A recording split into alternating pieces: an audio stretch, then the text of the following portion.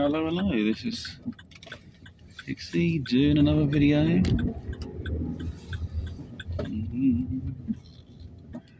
So I was just looking at the sexes and from the biological perspective of the sexes. Because I guess with if people say I've become a woman or a man or something, and they're taking stuff to change their body and they've undergone some amount of transition, they're still transitioning, or it's a lifetime, yeah, pretty much, or a lifetime for them transitioning into whatever their end aim is to be seen as a woman.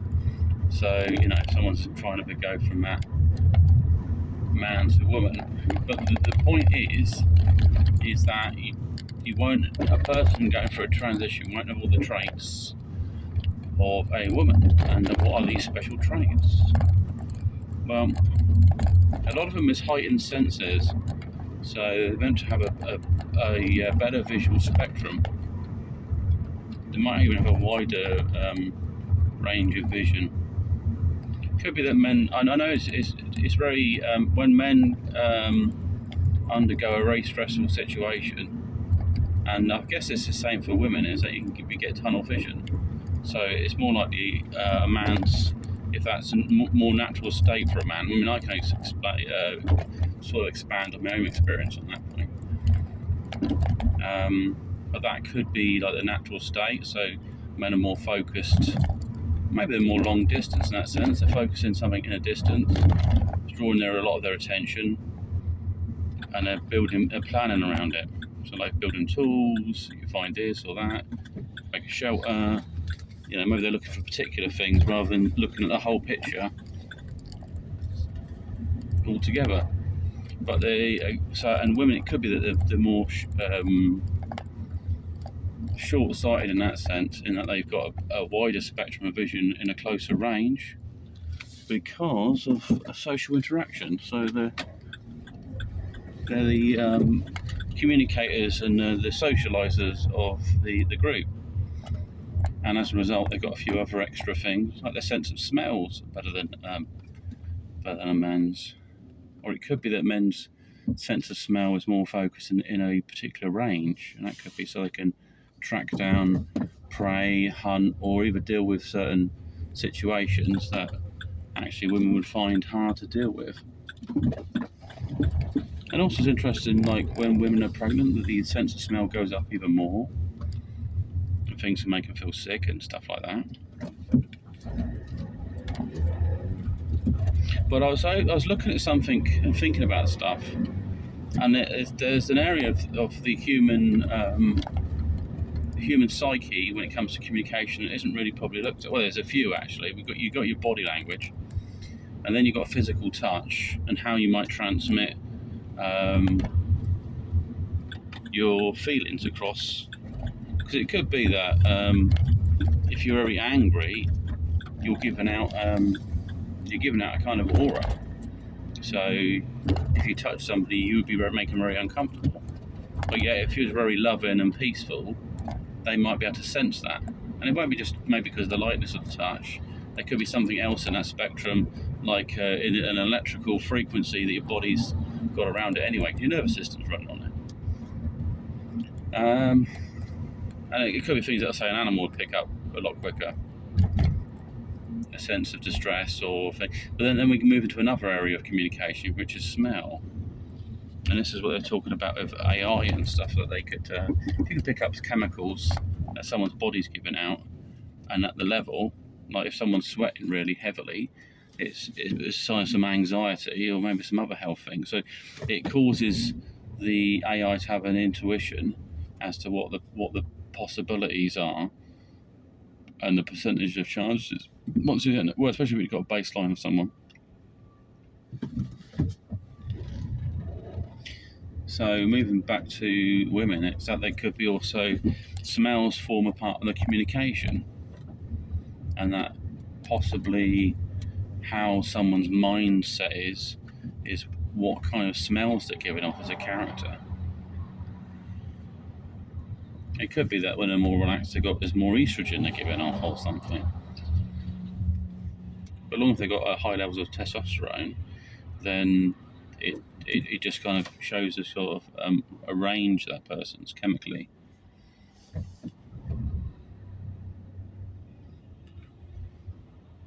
So yeah, and also your diet, that might be also projected through your skin.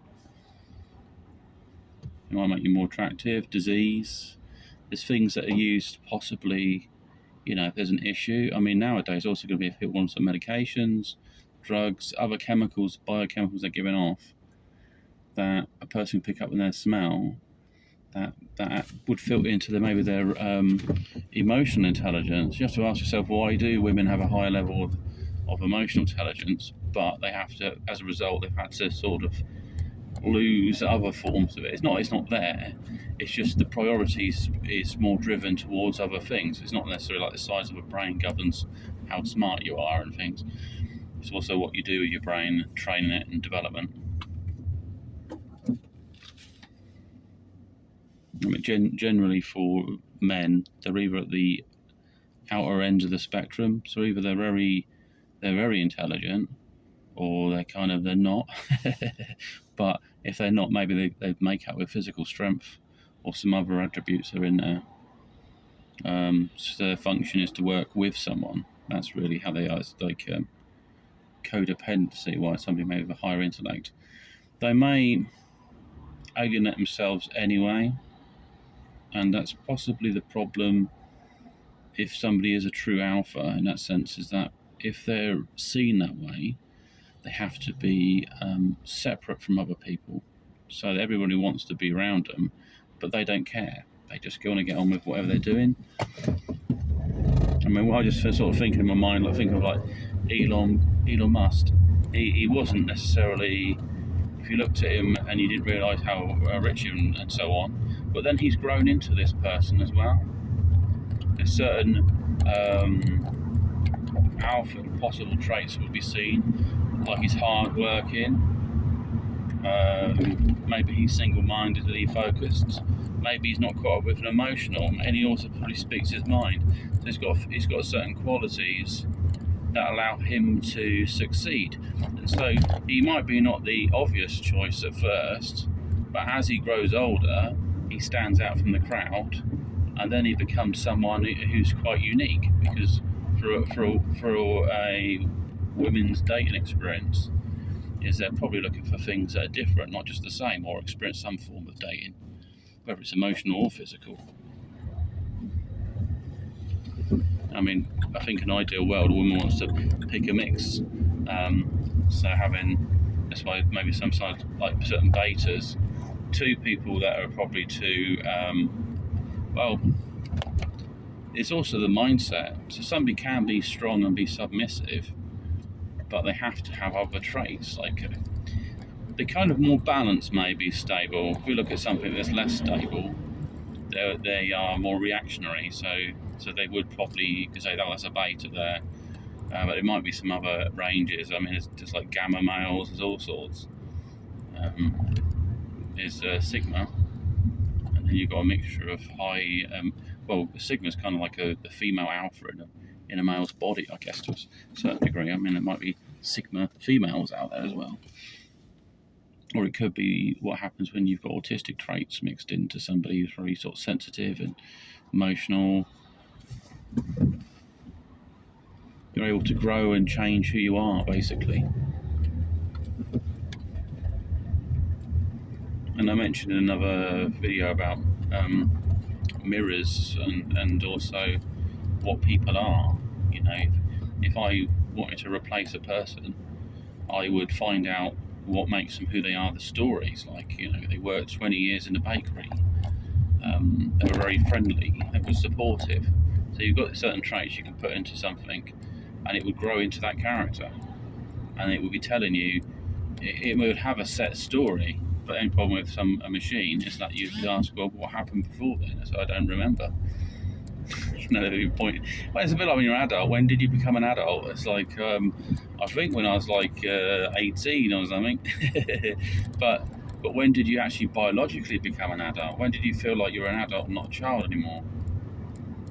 I think for men, they quite happily try to cling on to both at some degree. I think they have to take responsible steps forward.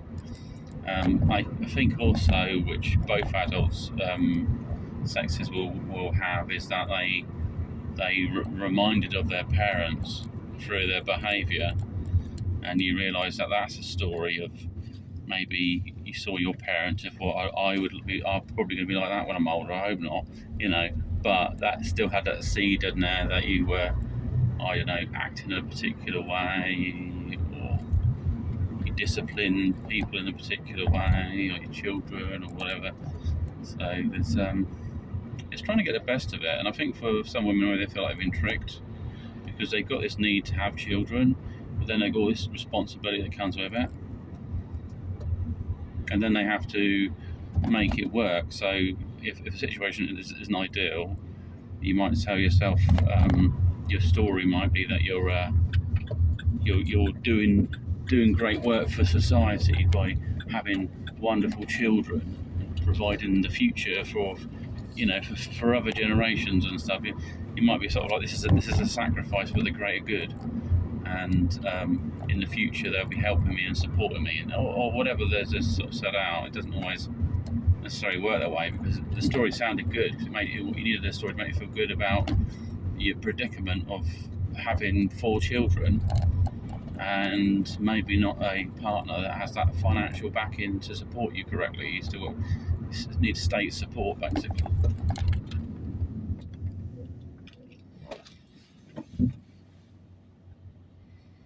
So yeah, anyway, sort of coming back. So the thing is with people that want to be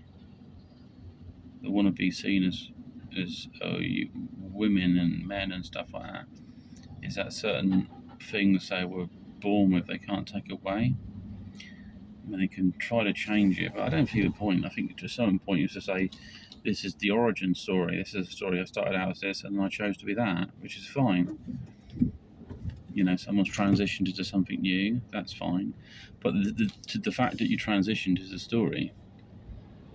Okay, fine. I mean, it's a bit like getting divorced. Often on these dating sites, etc., they say, or somebody might ask you, are you single or are you divorced? The thing is, how long are you divorced? You can say, well, yeah, I was in a relationship and it broke up, but there's a point where you move on from it. So, well, I'm single. I mean, yes, in the past I was married, but I'm single now because I don't have any sort of, I guess with a divorce there's a certain amount of baggage. Maybe that's what sets it apart, like that. And that kind of the mixture of experiences, positive and negative. But they might have still a relationship with their ex in some way, a connection, emotionally affected by it. But if they've moved on 100%, then why would they want that story to be that they're divorced? I mean, it's not many pros to it. Yeah, sorry. Yeah, that's it. Ooh, hey.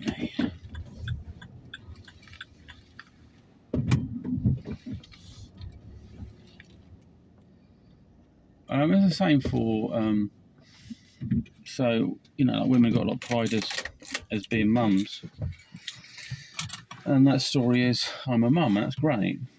But if they wanted to date a man, it's not the most attractive thing, because it suggests, I had this great relationship in the past, but it come to an end, and now I'm looking for something else. But you kind of because the story is something bigger than you are, because you're creating a new story, you're going to have to put the ingredients in from the start. It means you have to work a lot harder. And it could be that the story's incomplete, or it's been changed, and you're getting told something that they like, he was unreasonable, blah, blah, blah. Or he changed, when actually she had changed, and the relationship had become toxic. And as a result, the honeymoon period, that you'll see the most positive side of a person. This could be any, so this could be a girl, or this could be a man or woman. And then they go for the change and go back to who they are. And a part of them resents the relationship, they want to be single. So there might be people who've got these double stories, like I'm a single I'm a single mother, so I'm single and a mother, and I'm dating someone. So it's kind of like, or so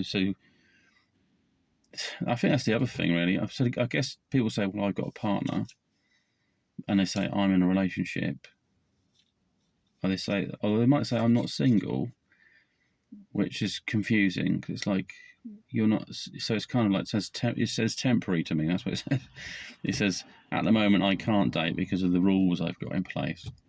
And some people haven't. They say, well, I might be in a relationship, but it's not good. And then they've altered the story to justify the actions. So that's the other thing. And these stories that people do, that they're living by day to day. And it's the difference between if you get up and enjoy your job or you don't like it. So, yeah. Anyway, peace on off. Have a great one and speak to you soon. Bye.